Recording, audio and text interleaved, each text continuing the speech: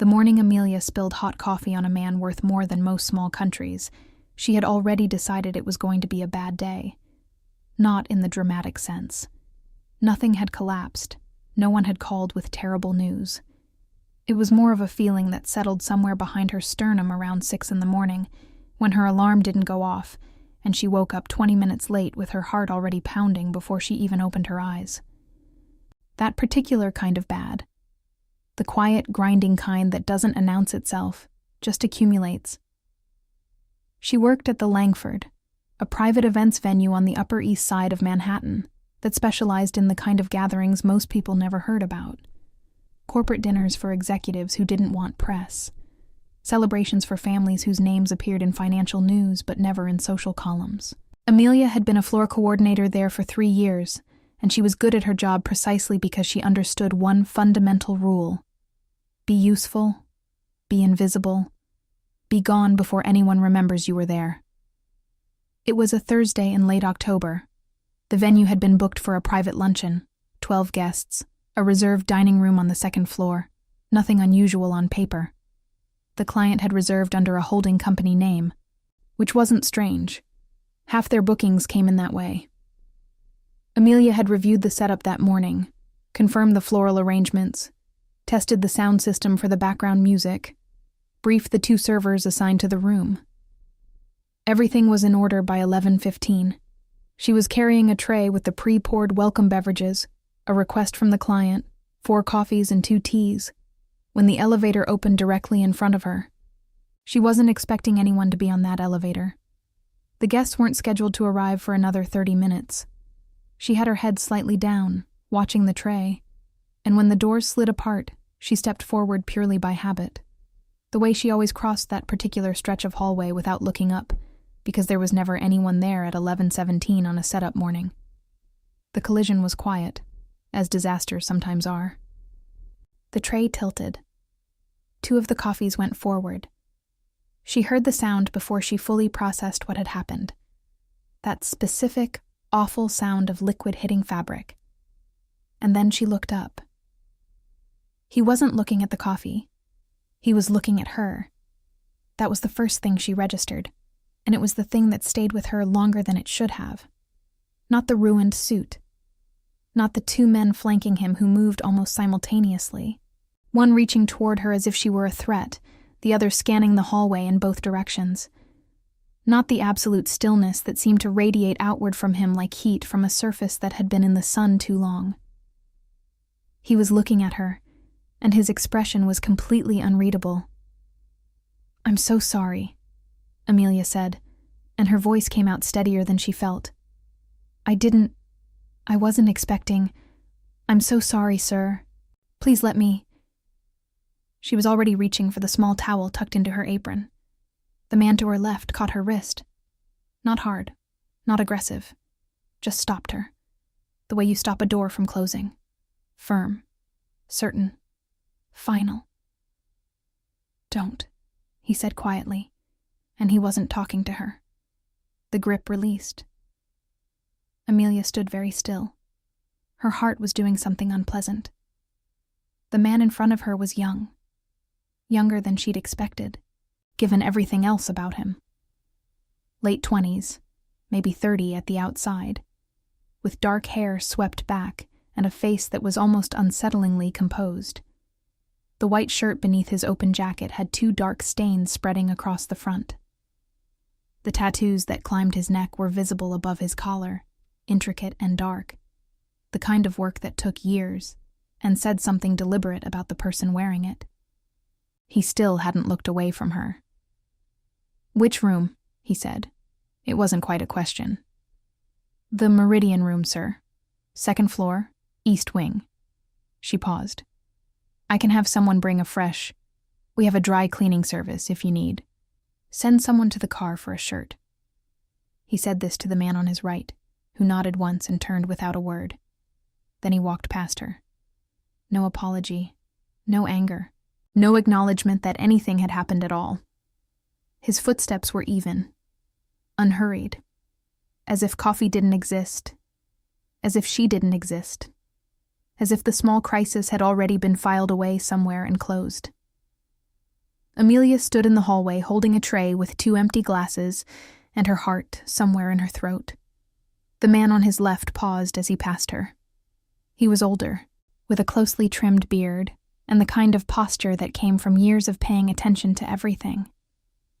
He looked at her for exactly 2 seconds, not unkindly, but with an assessment in it that made her feel briefly like a problem being calculated. "The Meridian Room setup," he said. "You're coordinating?" "Yes." "Stay on the floor." He moved on. She didn't know what that meant. Stay on the floor instead of what? Instead of going back downstairs? Instead of leaving? She stood there for another 3 seconds, tray in hand, trying to locate her professional composure, which seemed to have scattered somewhere between the elevator and the collision. She found it eventually.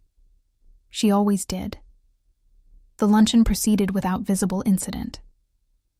Amelia stayed at the service station outside the Meridian Room as instructed, monitoring the servers through the small rectangular window in the door.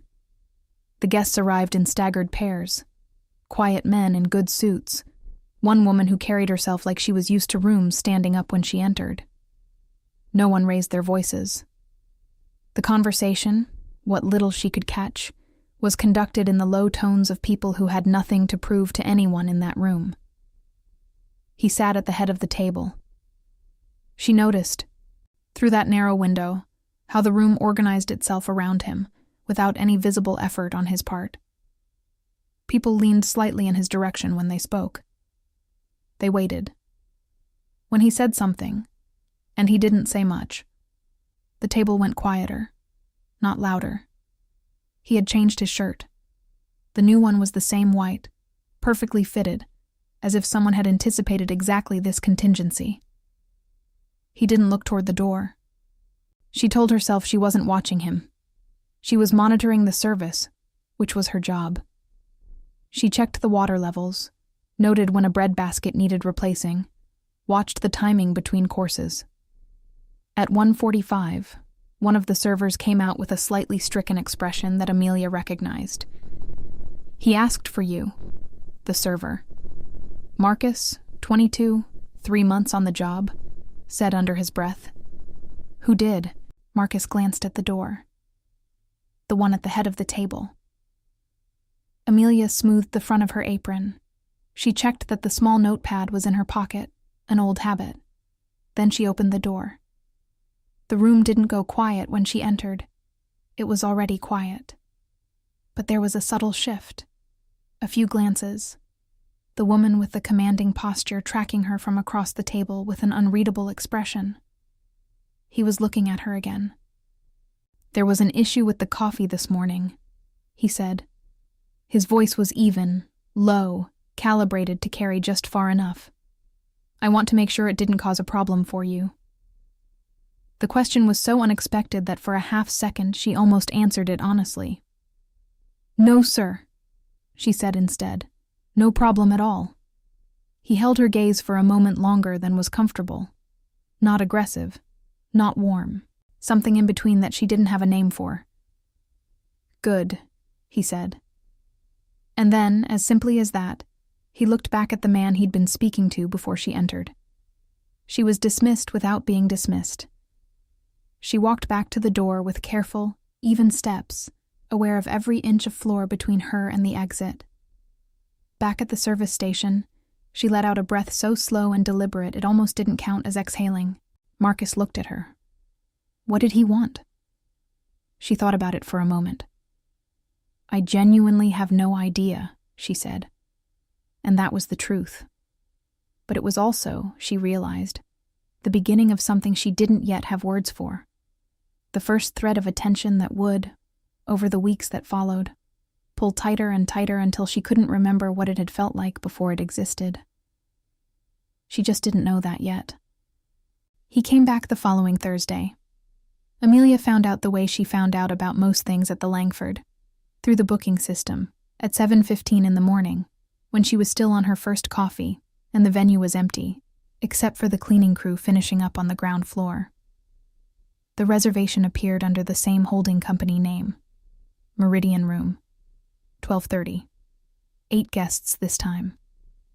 She told herself the small, uncomfortable alertness she felt was professionalism, preparation.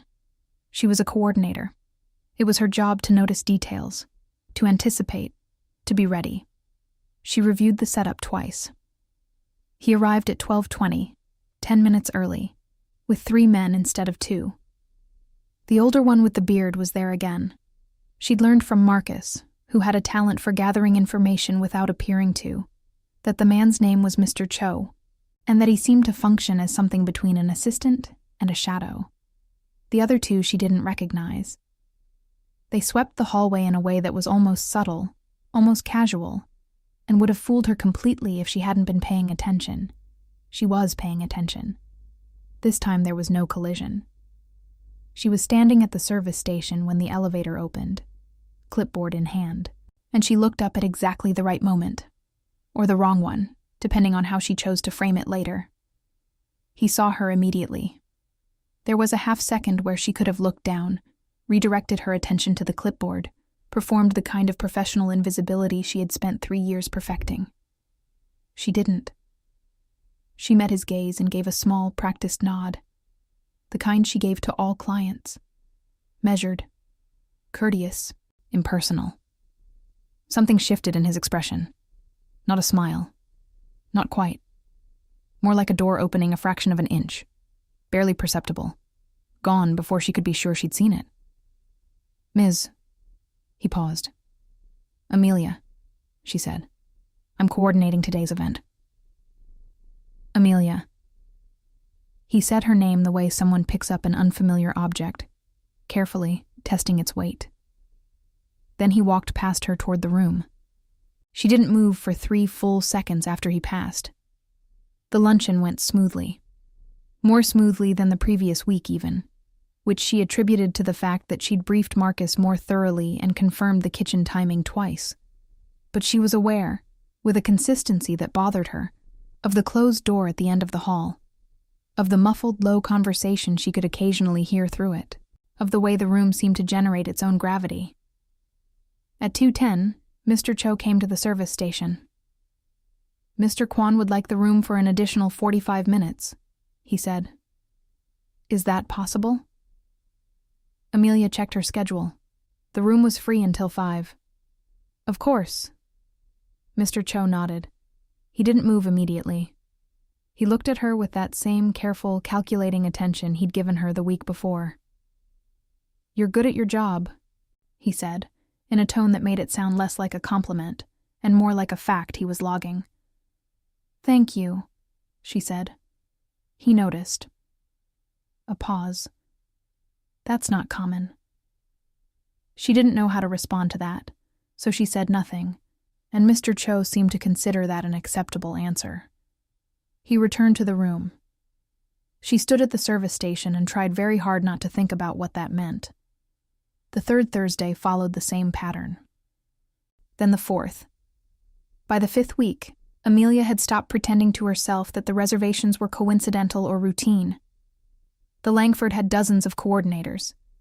There had been a deliberate request. She didn't know how she knew this, but she knew that she specifically handled these bookings. She knew his name now. Seungmin Kwan. She hadn't looked him up, had resisted it with a stubbornness she recognized as self-protective, but she'd heard it enough times in passing fragments of conversation to have assembled the outline. The holding company was real and legitimate, and very large.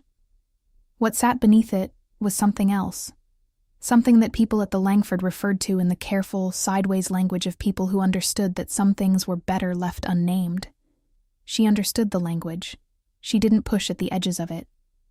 What she did do, on the 5th Thursday, was notice that he watched her.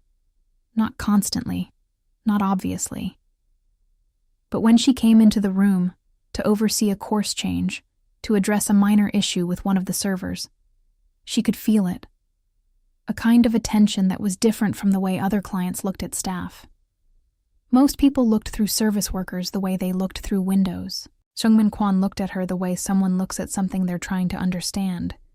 It made her feel, alternately, like she was being honored and like she was being catalogued. On the fifth Thursday, when the guests had gone and the servers were clearing the table, he was still in the room. She came in to do her end-of-event walkthrough, another habit, checking for forgotten items, damage, anything that needed to be flagged, and found him standing at the window that overlooked the small courtyard below. He was alone, which was unusual. She almost backed out. "I can come back. You don't have to." He didn't turn around. "I wanted to ask you something." She stayed near the door. "Of course. Do you eat dinner?" The question was so plainly stated, so stripped of any performance, that she almost laughed, not from amusement, from the sheer unexpectedness of it. Yes. Generally." Now he turned. His expression was the same contained, unreadable thing it always was, except that there was something underneath it. Something deliberate. "Tomorrow evening.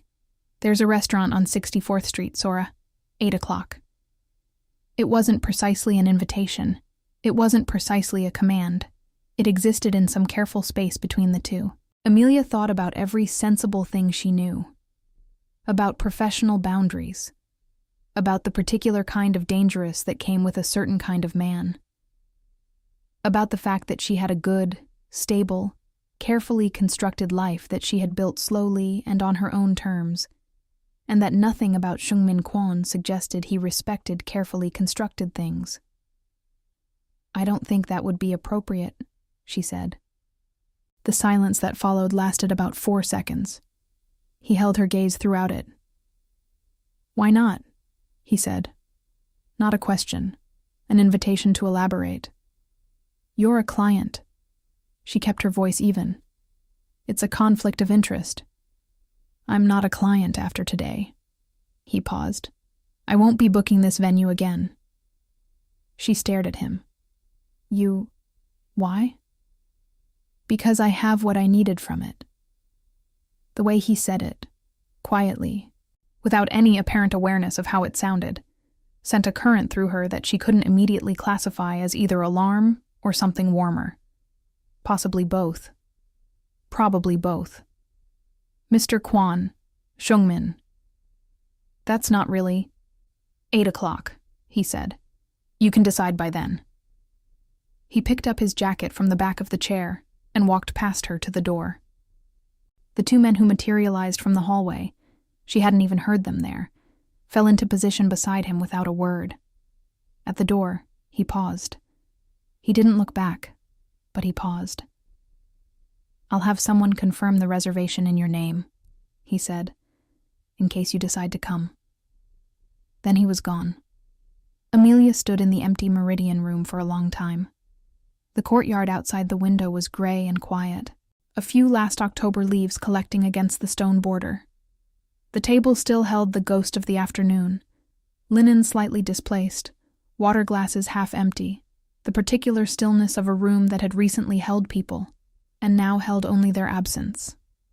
She didn't know what she was going to do. That was a lie, actually. Some part of her, the part that had been paying careful, reluctant attention for 5 Thursdays in a row, already knew. She was going to go. She was going to walk into that restaurant on 64th Street at 8 o'clock, and she was going to sit across from a man whose world operated by entirely different rules than hers. And she was going to do it with her eyes open and her hands steady and that particular composure she had spent years learning to maintain. What she couldn't predict, what frightened her more than anything else about the situation, was what happened after that. Sora was the kind of restaurant that didn't need to advertise. There was no sign above the door, just a small brushed metal plate with the name in lowercase letters. The kind of understated detail that communicated everything to the people it was meant for and nothing to anyone else. A man in a dark coat opened the door before Amelia reached it, which meant someone had been watching the street. She filed that away without reacting to it. Inside, the lighting was low and amber, the tables spaced far enough apart that conversation stayed private without any effort. The room smelled of cedar and something floral she couldn't identify. Soft music moved through the space like water, present but directionless, impossible to locate its source. Every surface was dark wood, or stone, or matte black. The effect was beautiful in a way that felt slightly like pressure. The hostess smiled at her with the particular warmth of someone who had been told to expect her. "Ms. Amelia, right this way." She was led to a table near the back, half recessed into an alcove that offered a clear view of the entrance without being visible from most of the room. She noticed this immediately. The position was not chosen for ambiance. It was chosen for sightlines. Seungmin was already there. He stood when she approached, which surprised her. It was such a simple gesture, almost old-fashioned, and it didn't fit neatly into the image she had been quietly assembling of him. He was wearing a dark jacket over a black shirt, no tie, and the tattoos at his neck were visible above the collar, that intricate, climbing ink that she had been careful not to stare at during the Thursdays at the Langford, and found herself noticing again now. "You came," he said. "I said I'd decide by 8, she said. "I decided." The ghost of something crossed his face. She was starting to learn how to read the small variations in his stillness, how a slight shift near his eyes meant something different than a shift near his mouth. It wasn't a smile. What happened then? But it was adjacent to one. They sat. The dinner was not what she expected, and she couldn't have said what she had expected exactly, only that this wasn't it.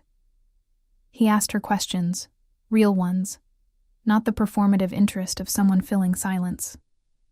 How long she had lived in New York, whether she had chosen event coordination or arrived at it sideways, the way most people arrived at what they did, what she thought about the city in October versus the city in summer, which was a stranger question than it sounded, and one she found herself answering at length without meaning to. He listened the way very few people listened, completely, without preparing his response while she was still speaking. She was careful. She kept herself measured. But somewhere around the second hour, somewhere between the entrees and a silence that settled comfortably rather than awkwardly, she became aware of a loosening, something in her posture, in the distance she'd been maintaining, and she pulled it back deliberately. "You ask a lot of questions," she said. "You answer them," he said. "I'm trying to figure out why."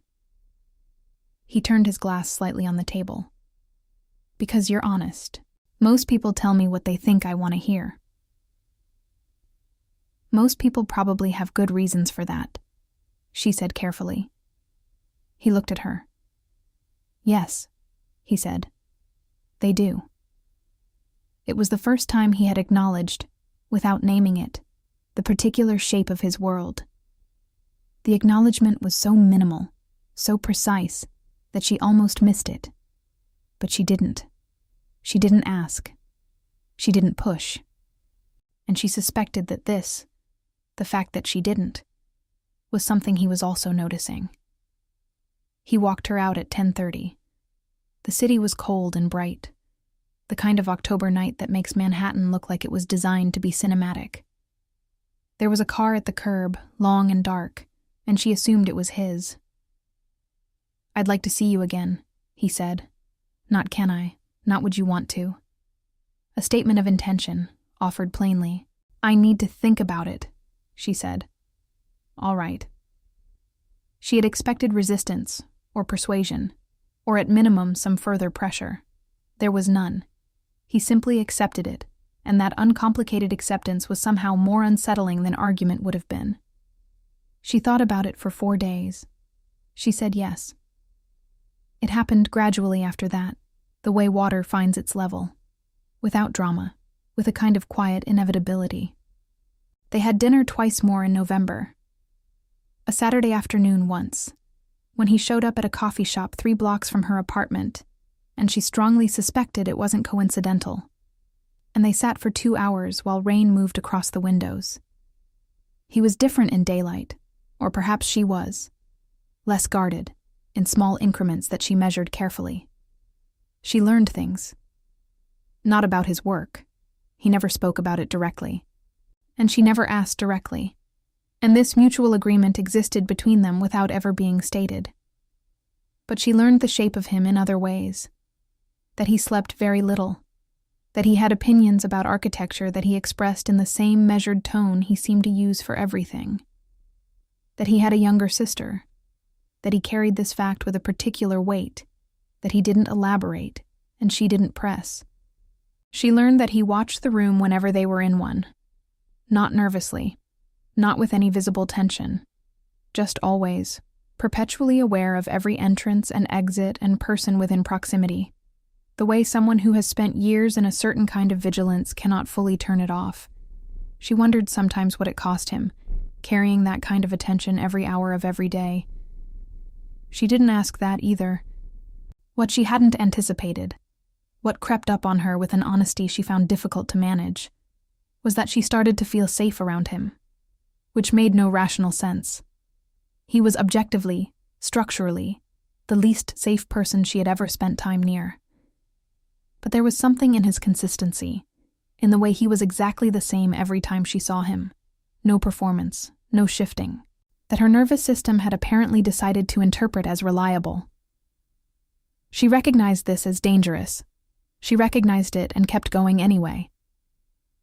The first time she saw his world intersect with hers without buffer or warning was a Wednesday evening in late November. She was leaving work, descending the steps of the Langford at 6:45, and there was a man on the sidewalk she didn't recognize who was looking at her with a directness that didn't feel coincidental. She walked past him. He fell into step beside her. "You're the one spending time with Quan," he said conversationally. She stopped walking. "I don't know what you're talking about." "Sure you do." He was smiling, but nothing about it was friendly. "Tell him Danny Park says hello. Tell him what he owes is coming due." And the timelines moved up. "He'll know what that means." She didn't respond. She started walking again, faster, and he didn't follow her past the corner. She told Seungmin that night. She called him. They had exchanged numbers somewhere in October. The exchange so practical and unannounced she couldn't quite remember when. And she told him exactly what had happened, word for word, standing in her apartment kitchen with her coat still on. There was a silence on his end that lasted about 5 seconds. "Are you home?" he said. "Yes. Stay there. Seungmin. Amelia." Her name in his voice. That particular way he used it that she still hadn't gotten used to. Deliberate, like it meant something specific to him. "Please stay there." She stayed. 2 of his men were outside her building within the hour. She knew because she looked out the window and recognized the particular posture of professional stillness on the 2 figures near the front entrance. She should have been more alarmed by that than she was. She stood at the window in the dark and watched them and felt, underneath the anxiety, that same irrational steadiness she didn't know how to reason herself out of. He came himself at 9. She let him up.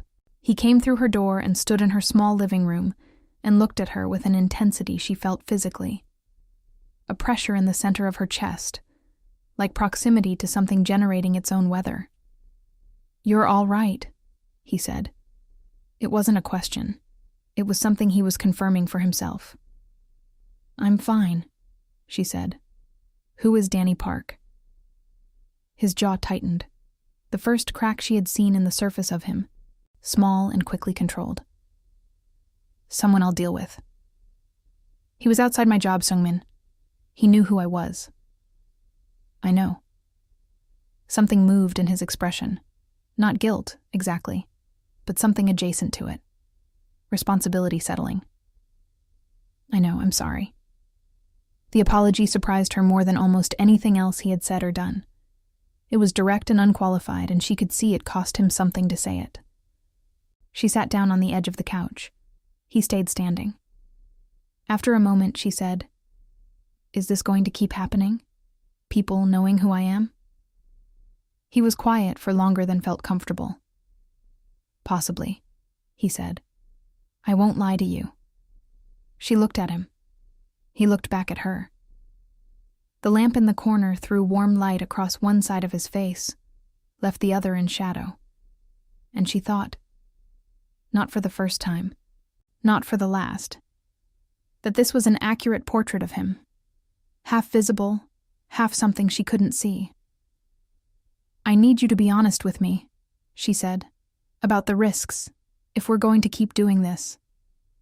"We're going to keep doing this," he said. Not a question. Again, not a question. And again, she should have pushed back against the certainty of it, the presumptuousness. And again she found that she couldn't quite locate the will to. "Then be honest with me," she repeated. "I will," he said. "I am." She believed him. That too was probably dangerous, but she believed him. December came in hard and cold, the kind of cold that settles into the city's bones and stays. Amelia had rearranged her life in small ways she tried not to examine too closely. She took different routes to work, varying them the way Mr. Cho had quietly suggested when he appeared at her door one evening with Seungmin. Not as a bodyguard in that moment, but almost as something like an emissary, delivering practical information in the careful tone of someone who understood that she needed facts, not instructions. She noticed exits when she entered rooms. She paid attention to faces that appeared more than once in her peripheral vision. These were not natural habits for a woman who coordinated private luncheons for a living, and the fact that she had acquired them without much resistance told her something about how much had shifted. She and Seungmin had settled into a pattern, not domesticated, not casual. Those words didn't fit anywhere near him, but consistent. He was reliable in the ways that mattered, and impossible in the ways she was learning to anticipate. He showed up unannounced sometimes, always with his men nearby, always with that quality of having materialized rather than arrived. He called when he said he would. He never made promises he didn't intend to keep, which meant he made very few promises, but the ones he made landed with a weight that she'd stopped discounting. She had also stopped pretending she wasn't in something. She wasn't certain what to call it, but she had stopped pretending. The night everything shifted was a Friday in mid-December. She had been invited, through Seungmin, which meant she hadn't entirely had the option of declining, to an event at a private club in Midtown. Not a party, he'd said, which turned out to mean it was a party in the way that a controlled burn is a campfire. The kind of gathering that looked elegant on the surface and operated according to rules she couldn't see. She wore a black dress and the small gold earrings she saved for occasions she wanted to take seriously, and when Seungmin's car came for her at 9, she sat in the back and looked out the window and gave herself one long, honest moment of acknowledging that she was nervous. The club was on the 4th floor of a building that had no exterior signage. The elevator opened into a room of dark walls and low light, jazz from somewhere live and unhurried, perhaps 60 people arranged in clusters that had the look of geography, certain areas of the room belonging to certain people in ways that weren't marked, but were understood. Seungmin arrived 11 minutes after she did. She was standing near the bar with a glass of water. She'd decided against alcohol without quite deciding it, when she felt the room change. Not dramatically. A slight reorientation, like a collection of compasses responding to a shift in magnetic north. Conversations didn't stop. Heads didn't turn. But something adjusted, and she had been paying enough attention to his effect on spaces to recognize it. He found her without appearing to search. "You look uncomfortable," he said, arriving at her side. "I look fine," she said. "You look fine and uncomfortable." He stood beside her rather than in front of her, both of them facing the room, and she found this somehow easier than being looked at directly. "You don't have to talk to anyone you don't want to. That's a remarkably low bar." "It's the only bar that matters here." A woman approached them 20 minutes later, late 30s, impeccably dressed, the kind of beauty that came with a consciousness of itself. She greeted Seungmin with familiarity, a kiss near the cheek, and then turned her attention to Amelia, with a smile that was perfectly constructed and contained absolutely no warmth. "I didn't know you were bringing someone," she said to Seungmin. Her English was accented, slightly. Korean, Amelia thought. "Now you know," Seungmin said. The woman's smile adjusted by a fraction. "She's lovely," said to Seungmin, not to Amelia, as if Amelia were a piece of decor being assessed. "Her name is Amelia," Seungmin said. His voice was the same as always, even, controlled, but something underneath it had changed temperature.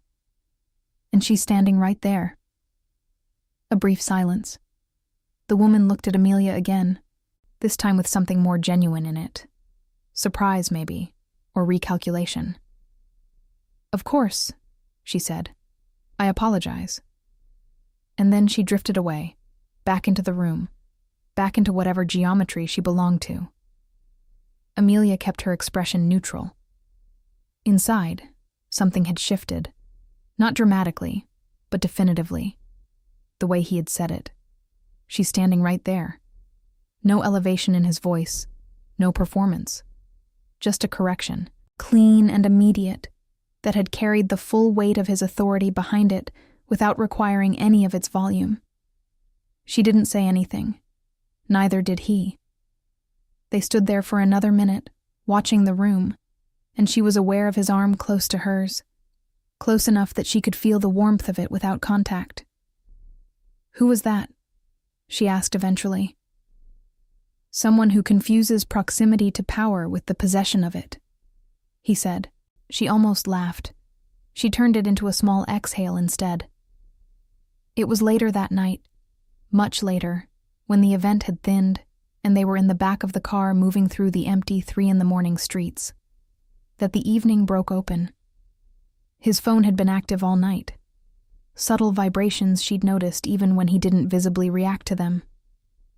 At one point, Mr. Cho had appeared at his shoulder for a low, brief exchange that Seungmin had ended with a single word she didn't catch. She had learned to read the texture of these interruptions. Some were routine, some were not. And by the time they got into the car, she understood that something was happening. She didn't ask. She looked out the window. "There's a situation," he said. He was looking at his phone, and his voice had taken on the quality it got when he was managing something internally. Still even, but with a density to it, like a surface under pressure. "Okay," she said. "It may become visible, in your direction." He paused.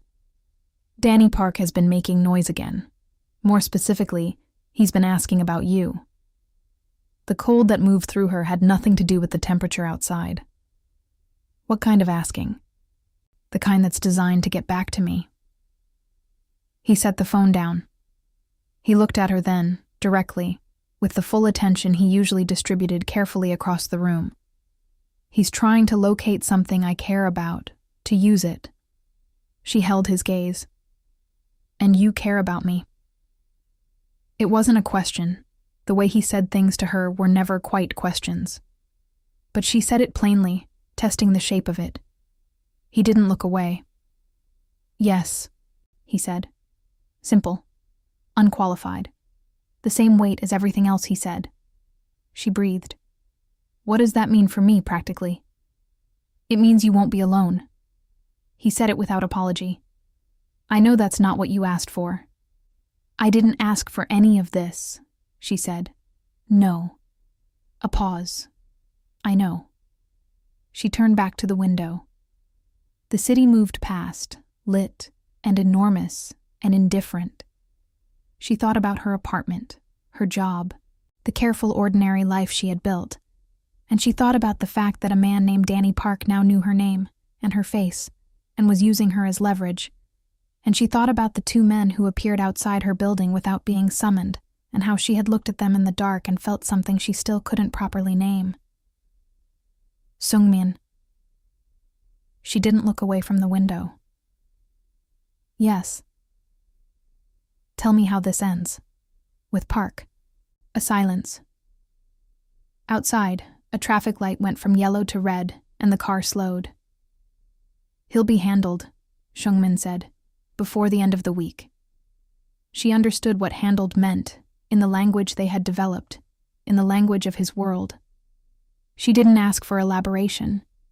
She made a decision, somewhere in that silence, about what she could carry and what she couldn't. About the difference between complicity and proximity. About the fact that she was already past the point where walking away would leave her unchanged. "Okay," she said. He looked at her. "Okay?" "I trust you," she said. That's what okay means. Something happened in his face then. Something she had never seen there before. Something that moved through the careful stillness of him like a tremor through still water, visible only for a second before the surface settled again. She looked back out the window. The light turned green. He texted her 3 days later. 2 words.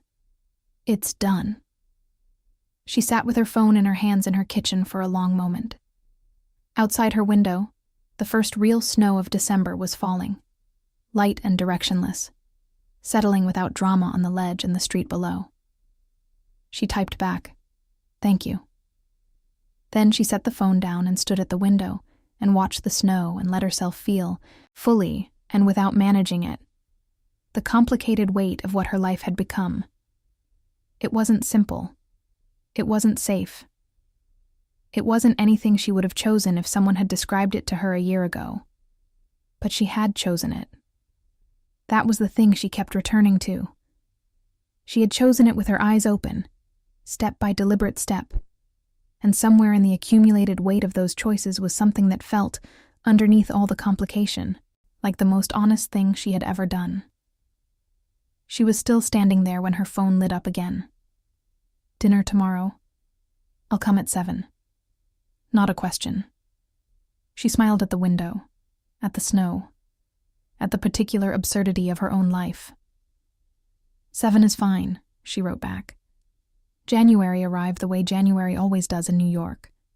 Without ceremony, without the courtesy of a transition. The holidays had passed in a way Amelia hadn't anticipated. She had spent Christmas Eve with her sister in Brooklyn, a small apartment full of good food and familiar noise, and she had felt, sitting at that table, the peculiar sensation of existing in 2 different lives simultaneously. The one at that table, warm, ordinary, known, and the other one, the one that had been quietly assembling itself since October, that lived in a different register entirely. Seungmin had called on Christmas Day. Brief, unceremonious. Asked if she was well. Told her he was in Chicago for 2 days. She had asked, without planning to, whether he was all right, and the small pause before he answered told her that the question had landed somewhere unexpected for him. "Yes," he'd said. "I'm all right." She believed him. She also heard, underneath it, something that sounded like a man who was not often asked. He came back on the 27th. He took her to dinner at a quiet Italian place in the West Village. Nothing like Sora. Smaller, warmer, the kind of restaurant where the owner knew the regulars by name. She didn't know if he had chosen it deliberately, as a contrast, but she noticed it. She noticed most things about his choices now. The way you start to read a language slowly, and then, one day, realize you've been thinking in it. They were different that evening. Not in any way she could have described precisely to someone else. But the careful distances they had both maintained, the measured quality of everything, the way they had both been, from the beginning, so deliberate about what they offered and what they withheld, had contracted, quietly, mutually. The way temperature drops at the end of a day, not as an event but as a gradual, inevitable fact. He told her about his sister. Her name was Jiwoo. She was 24. She was studying architecture in Seattle and had no knowledge, or so he intended to keep it, of what her brother actually was. He spoke about her with a different kind of attention than he brought to everything else. Less contained, the edges slightly looser, and Amelia understood that this was the place where the careful control of him had a natural seam. "You protect her from it," Amelia said. "I try." He turned his glass. "It's the one thing I don't..." He stopped. "Don't what?" He looked at her. "Don't want contaminated by what I am."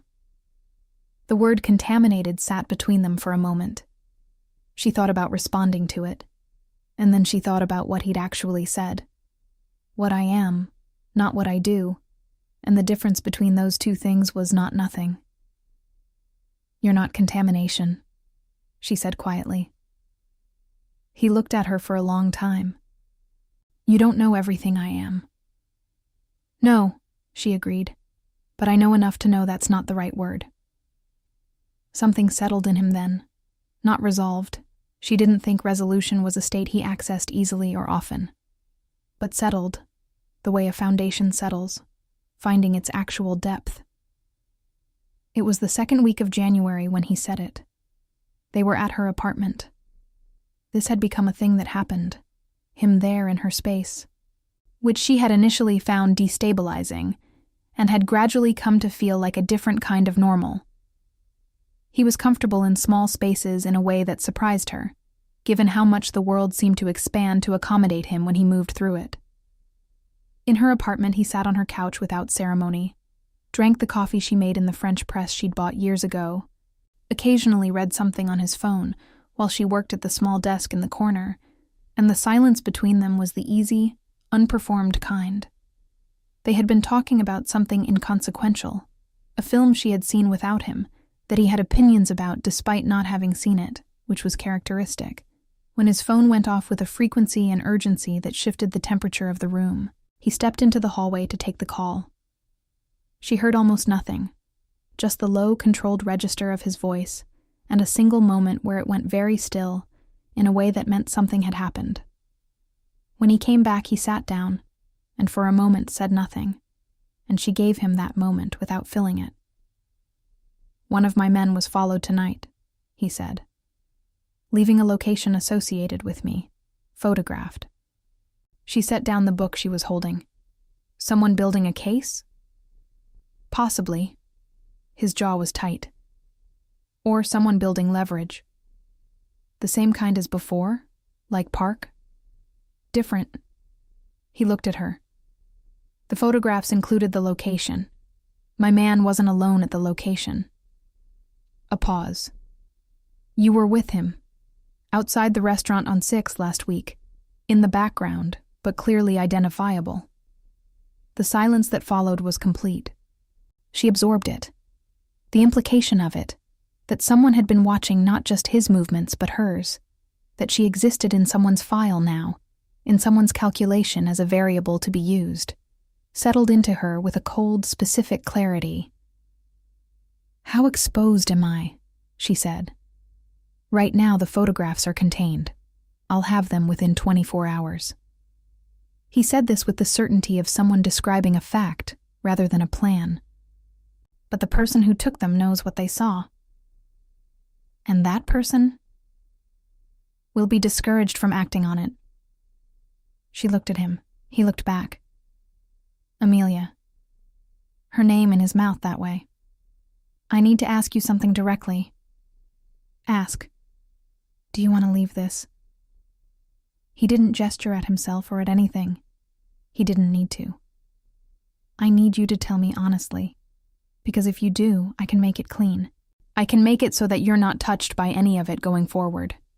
It would require distance, real distance, but I can ensure your safety, and I can ensure your life returns to what it was." The offer was real. She could hear it. It cost him something to make it, and it was real, and he meant every word of it. She sat with it for a full minute. She thought about the woman she had been in October, the one who had spilled coffee on a man in a hallway and spent the rest of that morning trying to locate her composure.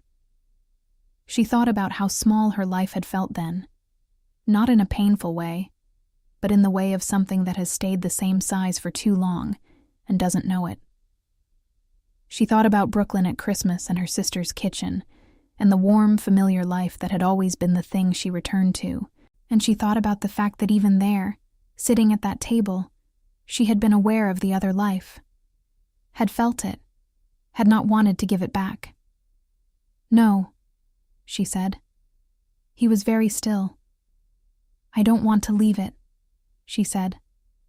"I want you to stop making decisions about my exposure without telling me first. I want to be part of the conversation about risk, not briefed afterward. I want to know when something is happening that involves me, before it involves me. She held his gaze. Those are my terms.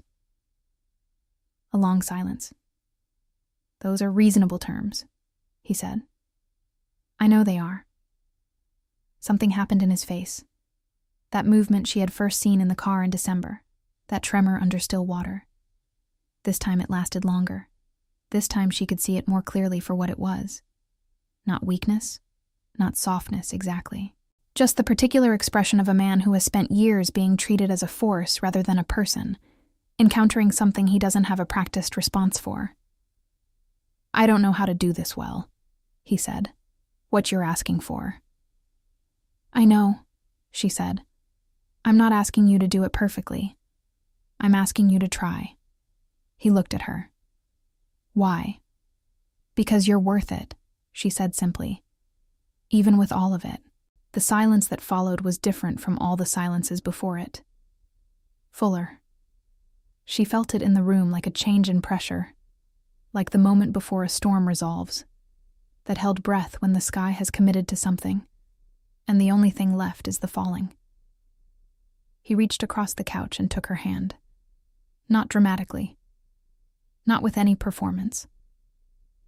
Just his hand closing over hers, deliberate and warm, with the same certainty he brought to everything. I'll try, he said. They were not a simple thing. They were never going to be. His world didn't simplify, and she stopped expecting it to.